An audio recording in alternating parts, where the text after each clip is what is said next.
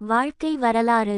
இன்று நாம் விழா கொண்டாடும் சிமியோன் இயேசு பிறப்பதற்கு முன்பாக 8 ஆண்டுகளுக்கு முன்பாக, அதாவது கி.மு. 8ஆம் ஆண்டில் பிறந்தார்.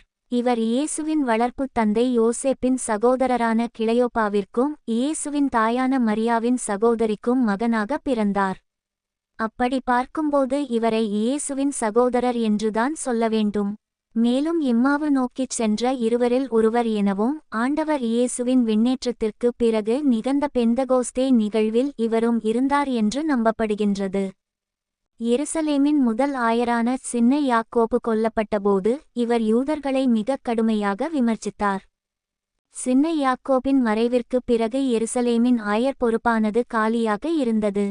அத்தகைய சூழ்நிலையில் எருசலேமின் ஆயராக யாரை நியமிக்கலாம் என்று திருத்தூதர்கள் கலந்தாலோசித்தபோது சிமியோனின் பெயரையே பரிந்துரைத்தார்கள். திருத்தூதர்கள் ஒருமனதாக சிமியோனை தேர்ந்தெடுத்து ஆயர் பதவியில் அமர்த்தியபோது அவர் சிறப்பாக பணிகளை செய்து வந்தார். இதற்கிடையில் உரோமை அரசாங்கம் எருசலேமின் மீது படையெடுத்து வந்து அதனை அழித்தொழிக்க திட்டம் தீட்டியது. இச்செய்தி ஆயர் சிமியோனுக்கு முன்கூட்டியே தெரிய வந்தது. எனவே அவர் இறைமக்களை அழைத்து கொண்டு யோர்தான் ஆற்றுக்கு அப்பால் இருக்கின்ற பெல்லா என்று பகுதியில் போய் தங்கினார்.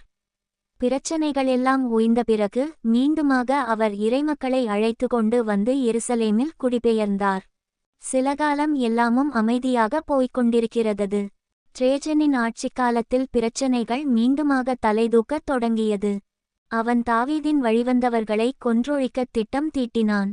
அப்போது ஆயர் சிமியோன், நான் தாவீதின் வழிவந்தவர் மட்டும் கிடையாது, கிறிஸ்தவரும் கூட என்று மிக துணிச்சலாகச் சொன்னார். இதனால் சினம் கொண்ட அரசன் அவரை பிடித்து சிறையில் அடைத்து சித்திரவதை செய்தான். அப்போதும் அவர் தன்னுடைய விசுவாசத்தில் மிக உறுதியாக இருந்தார். இதனால் வெகுண்டெழுந்த அரசன் அவரை சிலுவையில் அறைந்து கொன்று போட்டான். அப்போது அவருக்கு வயது 120.